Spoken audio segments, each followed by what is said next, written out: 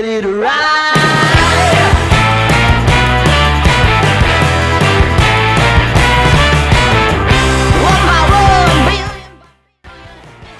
Bienvenue dans cette nouvelle vidéo. Aujourd'hui, elle va démarrer. Donc, la vidéo ne s'arrêtera pas tant qu'elle n'aura pas démarré. Je te dis tout de suite, à l'heure d'aujourd'hui, il y a eu pas mal de couilles. Première couille, pression d'essence. Pour avoir une pression d'essence, ça a été un vrai bordel. Je te montre direct ce qu'il a fallu que je fasse pour avoir un minimum de pression d'essence. Pression d'essence.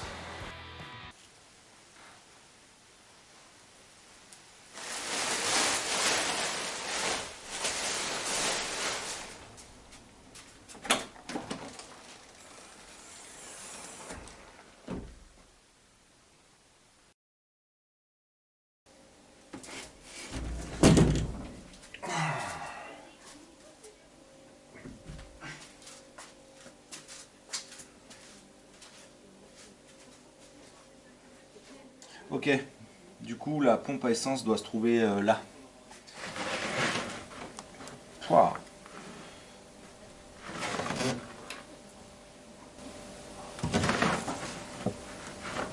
Ça vient pas, la moquette? Non? Bon bah reste.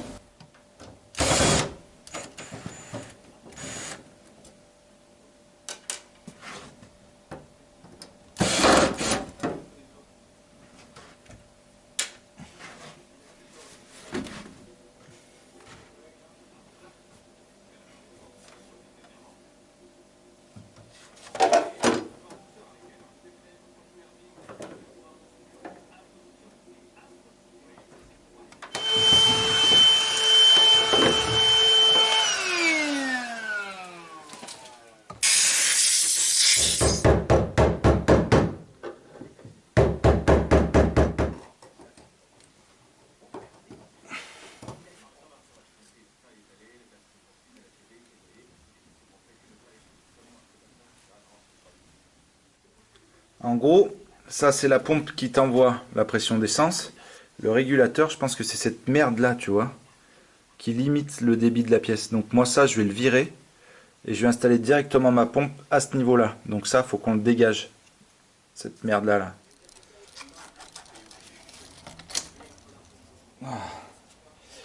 Donc la pompe est partie.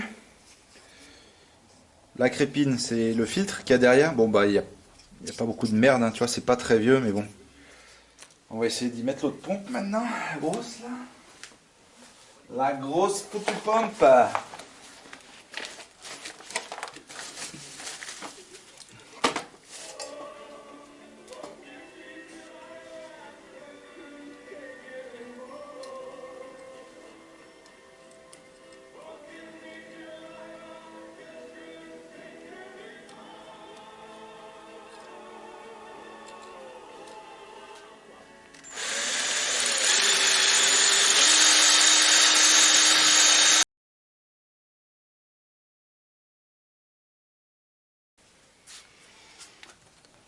Ok, montage numéro, je sais pas, infini, je dirais 19.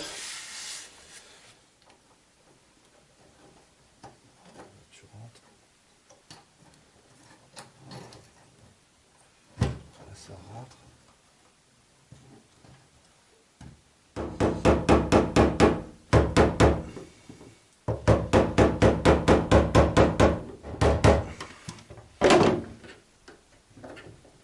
Là, on est pas mal. Ouais, ok. Je refais le faisceau et je te reprends après. Vas-y, je coupe. Tout le temps de la galère de l'ancien propriétaire à reprendre, ça me casse les couilles, putain. Ok, je viens de finir le faisceau. J'ai viré ça, qui était enroulé dedans. Je pense que ça, en fait, ça allait sur l'espèce de réservoir tampon qu'il y a devant. Le réservoir tampon, il a été viré et il ne reste plus que cette pompe-là. On va voir ce que ça va donner. J'espère que je vais pas déjauger avec cette merde là, parce que quand c'est comme ça là, t'as une pompe qui est immergée dans tout le réservoir et t'as rien autour pour tenir l'essence. Ça veut dire que sur les accélérations, l'essence va comme l'huile, quoi, ça va basculer, enfin t'as compris. Bon, je vais mettre un coup de clé et on va voir si on entend cette pompe. Si on l'entend, tant mieux, si on l'entend pas, tant pis. Et voilà. Allez, c'est parti. Coup de clé. Allez, je te laisse apprécier le bruit de la pompe.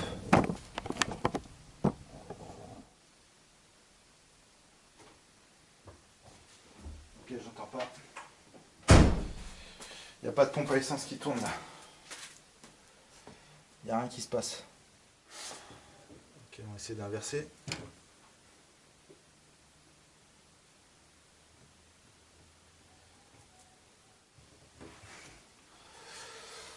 On va voir ce que ça donne.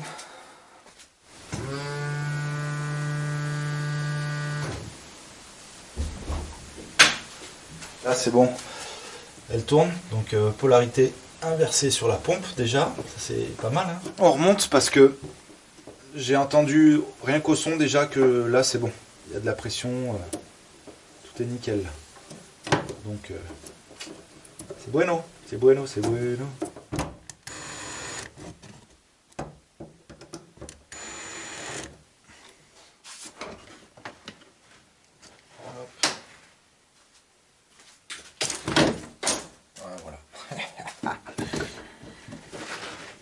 Hop. Et hop. Voilà.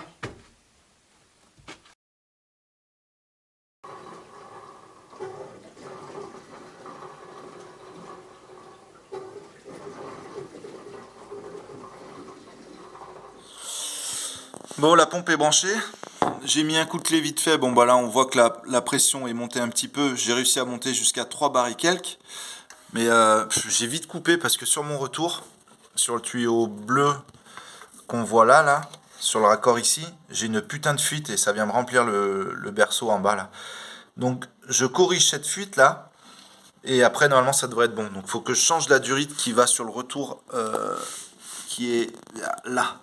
La durite de retour en dessous là, faut que je la change.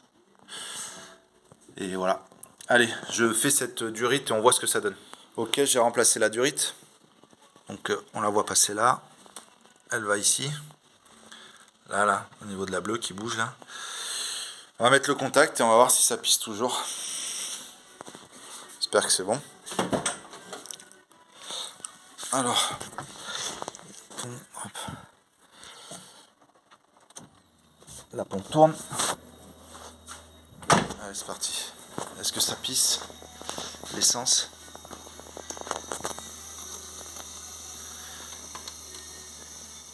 C'est bon. Il n'y a plus de fuite nulle part. Ah.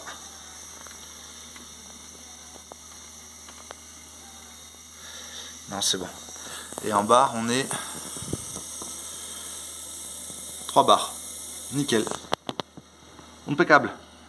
Et là, ça marche bien. Super.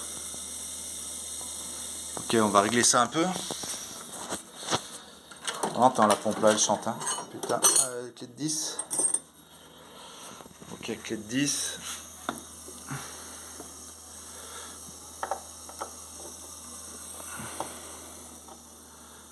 Bars.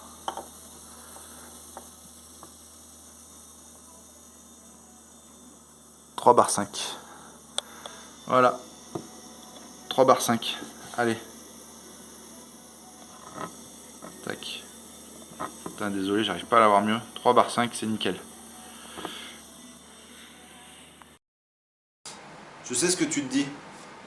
Putain, le faisceau est fini. Ouais. À l'heure d'aujourd'hui, le faisceau est terminé. Mais pour en arriver là, il a fallu que je passe par des étapes ultra reloues. Et franchement, la partie électrique, je remercie une personne, le sponsor officiel de moi, c'est Thiago. Thiago, je te mets une photo de lui, essaye de reconnaître qui c'est. Si tu as reconnu Thiago et que tu penses savoir qui c'est, tu me mets sa position dans laquelle il est, tu sais, son 3, tu marques où il est dans les commentaires. Allez, tout de suite en image, toutes les étapes qu'il a fallu faire pour en arriver là, avec toutes les péripéties qui vont avec. C'est parti. Faisceau électrique. Je viens de reprendre le faisceau sur l'établi. J'ai soudé les fils du capteur papillon, parce que tout fonctionne correctement, donc je les ai soudés direct en définitive. Je les ai soudés, quoi, en gros. Là, je vais mettre un coup de clé et on va voir si j'ai de l'étincelle maintenant dessus. J'ai juste viré le relais pour le contour parce que c'était un peu flou. J'arrivais pas trop à comprendre comment ça pouvait fonctionner. Du coup, je l'ai viré et on va voir. Tout est câblé exactement comme, comme sur le papier, quoi. Allez, on essaye. Là, en gros, il me faut de l'allumage. Il faut de l'étincelle sur la bougie. On verra mieux s'il y a de l'étincelle.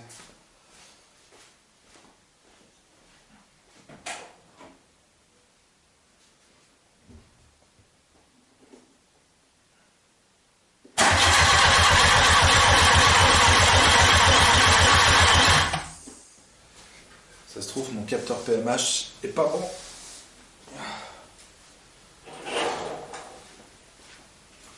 Et je vais te mettre un haut-parleur, ça te dérange pas? Attends, bouge pas. Tu vas dans paramètres, donc dans le relage. Je crois que ça va être paramètres en français. Ouais. Attends. Ouais, c'est ça, Attends, ouais. une seconde, attends, je vais le mettre en français au pire. Hop, ça va aller vite.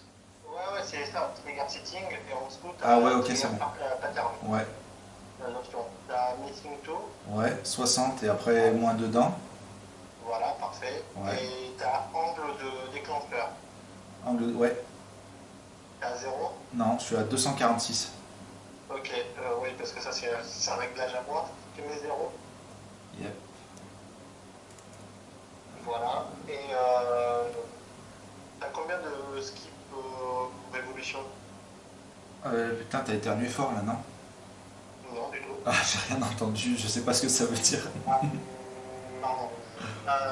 Juste en dessous de ton angle de Ah, skip déclencheur, révolution, ça y est, je vois 0. voilà, 0, tu mets 2. Yep. C'est quoi ça du coup? En gros, ça c'est. Ton moteur il va faire 2 tours avant d'effectuer la première étincelle. Tu vois, Oh. pour qu'il soit lancé. Ah, ouais, ok. Voilà. Parce que si tu mets un 0, des fois, bah, il suffit qu'il soit dans un angle. Tu vois qu'il soit dans un entre deux, tu vas commencer à démarrer, et là il va avoir l'étincelle et ton moteur en fait bah, il va se stopper. Ouais, bah ça va le caler quoi. Voilà, moi je préfère en mettre 2, comme ça au moins ton moteur tu vois, il est bien lancé, Ouais. la pression d'huile elle monte toujours un petit peu et puis bah il fait ce qu'il a à faire, hein, il va démarrer, etc. Et donc là tu peux mettre à jour Mettre à jour et fermer. et fermer. Bam. Ok. Bon, bah c'est parti. Merci à toi. Pas de soucis, à Salut. plus tard. À plus. Salut, merci. Bon, c'est reparti. Soir, je sais plus combien, je les compte même plus. Hein. Là, j'ai enrichi un peu la table de démarrage. Alors, j'ai essayé ça. Donc c'est parti. Là, à la masse, ça claque.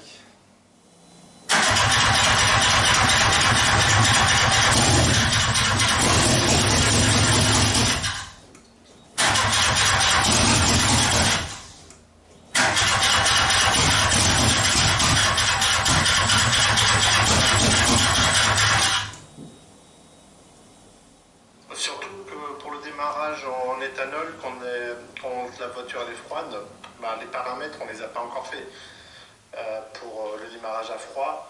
Donc ouais, il faut enrichir quand même pas mal au début, surtout pour le démarrage. Et après, une fois que tu es sûr qu'elle tourne correctement, on fera ce qu'il faut pour ajouter des points pour le démarrage à froid, mais c'est sur une autre table.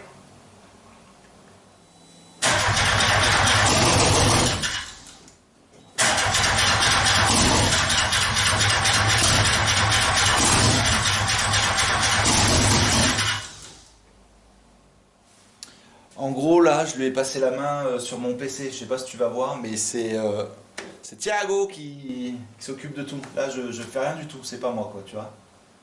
Il s'occupe vraiment de tout.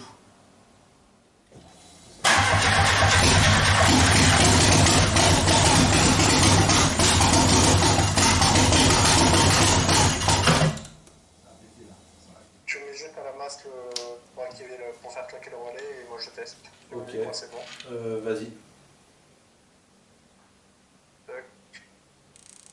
Ouais. Ouais. Attends. J'en ai une au milieu qui a pas donné. Vas-y, refais.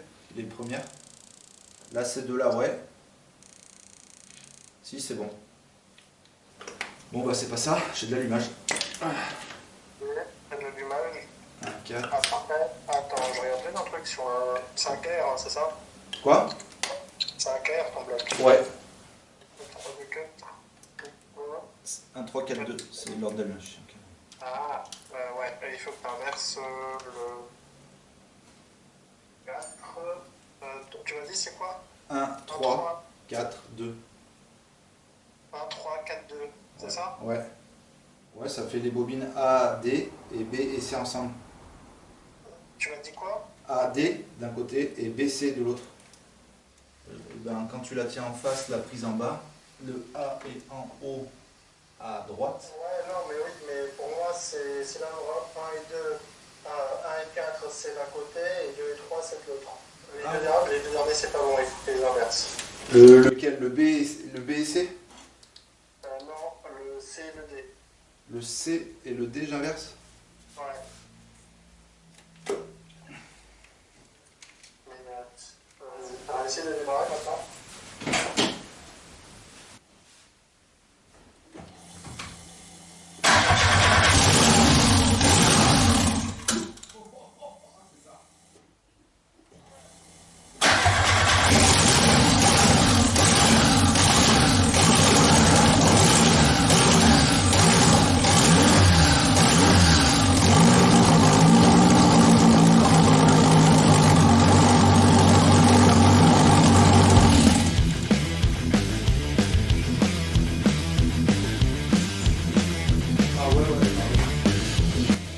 Putain, tu te dis que l'allumage inversé, ça démarre quand même ces putains de trucs.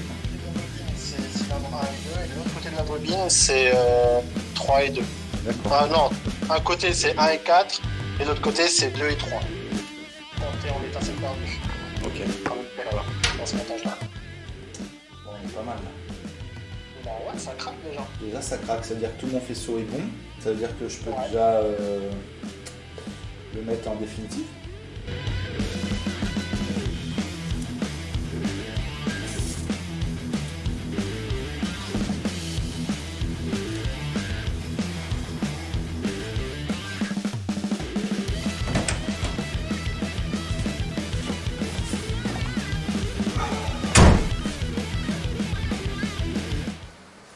Comme tu as pu voir, ça a démarré. Maintenant que ça a démarré, il me reste à installer tous les manos.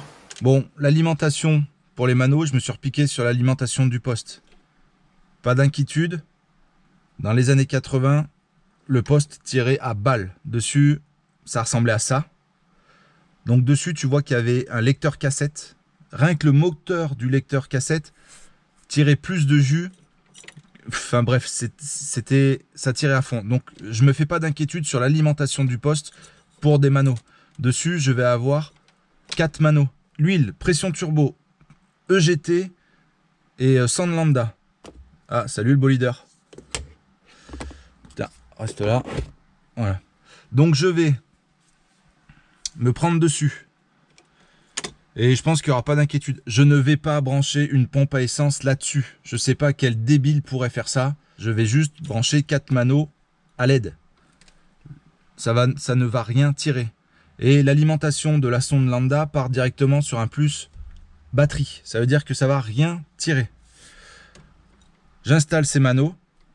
Je tire tout ce qu'il y a à tirer du moteur à l'intérieur. Et je te reprends après. Je ne vais pas te faire un tuto comment brancher les manos, ça ne sert à rien du tout. Ok.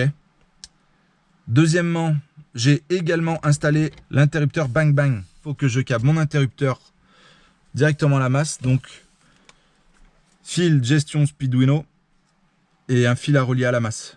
Pas plus, pas moins. Facile à faire. Et avec ça,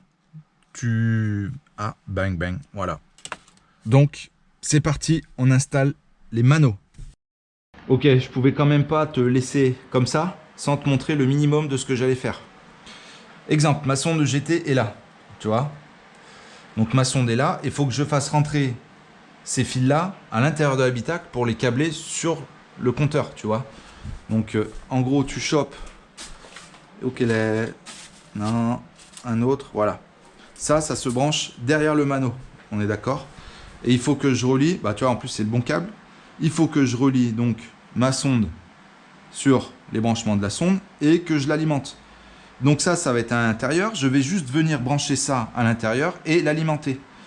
Je ne vais pas mettre celui-là. Celui-là, c'est pour avoir de la lumière quand tu vois plus rien dans l'habitacle. Mais je vais pas me faire chier à avoir de la lumière. J'en ai rien à foutre de la lumière. Donc ça, je vais même pas le brancher celui-là, tu vois. Je vais juste l'alimenter. Je fais ça pour les 4 et c'est parti. La sonde lambda, c'est un peu plus compliqué, mais en soi, c'est vaguement pareil, quoi. Tu as tout le temps une alimentation, un info qui revient de la sonde lambda et une alimentation batterie qu'il faut sur la sonde lambda.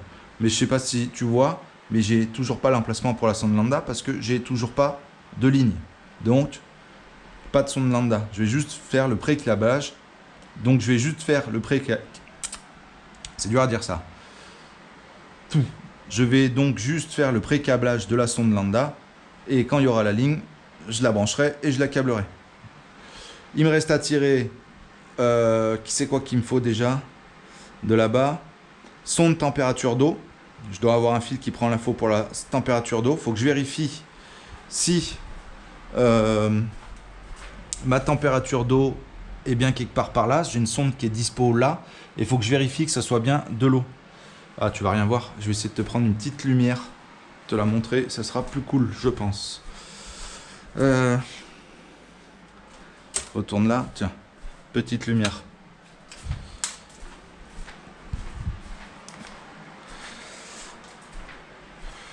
Tac, tu vois, ici, on la voit la sonde, là. Alors, en espérant que ce soit bien une sonde température d'eau, pardon. Parce qu'il me faut de l'eau. Si c'est de l'huile, c'est baisé. Donc, je me repiquerai peut-être sur celle-là. Si c'est pas un plus, on verra. Faut que je regarde sur la revue technique, la revue d'atelier, ce que ça peut être. Si c'est de l'eau ou si c'est de l'huile.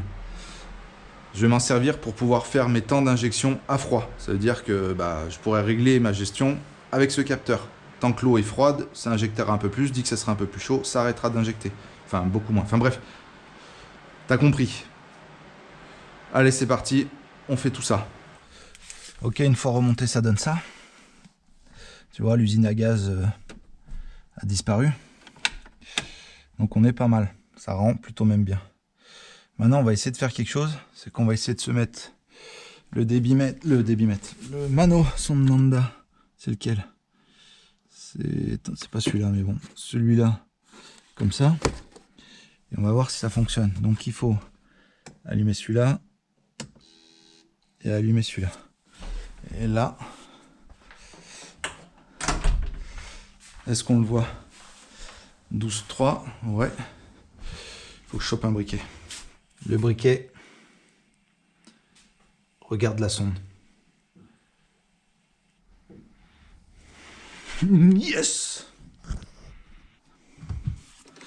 Donc ça veut dire que